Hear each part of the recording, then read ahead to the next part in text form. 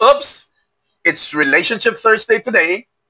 Gigahinig nato kini nga adlaw para paghisgot sa tanan matang or tanang aspeto mahitangod sa usa ka relationship. Now, karon kung imong nabantayan, ang atoang mga adlaw-adlaw nga mga three things nasa kanya-kanya nga mga tema. Now, today, atong dayban unsa ang mga butang na gitan-aw nato nga red flag. X, no? X na dapat atong bantayan ug ato gyud ni siyang seryosohon, especially kung apat sa ato ang dating stage. Uban niko karon nga adlaw kay ato kini siyang lantawon. Tara, kuyugi ko. Number 1, when they avoid spiritual conversations, and worst of all, they will mock your faith. Now in 2 Corinthians chapter 6 verse 14, this is very clear. Do not be unequally yoked with unbeliever. For what partnership have righteousness and lawlessness? Or what fellowship has light with darkness? So klaro no?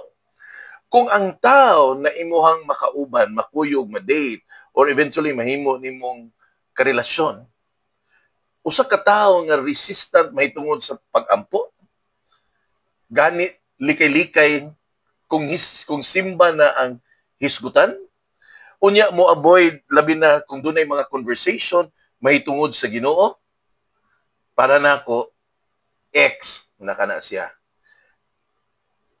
Your relationship with Christ should be respected by that person, and of course sa imuha gikan it should be shared, but above all naa siya sa utmost na priority. Dili siya sideline thing. Dili siya sideline nga issue. A person na imuhang makadate karon, if that person pulls you away from God, then I'm sorry to tell you, kana nga tao, dili na siya answered prayer para nimo. Ikaw ray nagtuo na answered prayer na. Abi nimo unsay label ana? Destruction to your faith. Lahi ang ball game. Lahi ang balaod ang patakaran kung ikaw usa na ka magtotoo.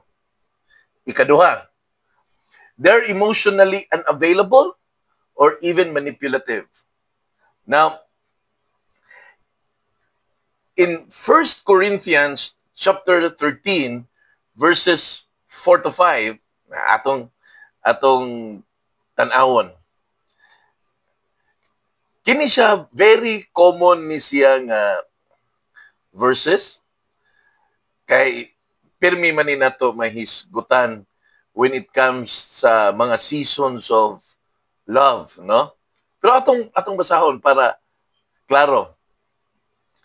Love is patient, love is kind, is not jealous, does not brag, is not puffed up, it does not act unbecomingly, does not seek its own, is not provoked, does not take into account a wrong suffered. So very clear, no? So kung ato ni siyang tanawon, mao ni ang imong pangitaon. Mao ni ang imong i-scrutinize, mao ni ang imong kaykayon. Now, if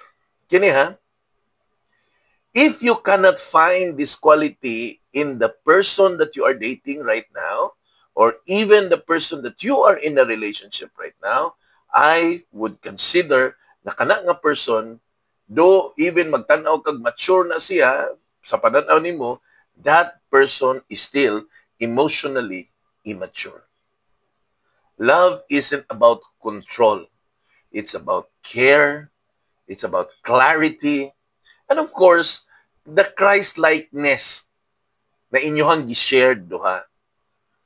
Ayaw i-normalize ang usa ka toxic pattern of relationship. That is the reason why it is important that katong rule number 1, imo jutong tumanon. Di ba?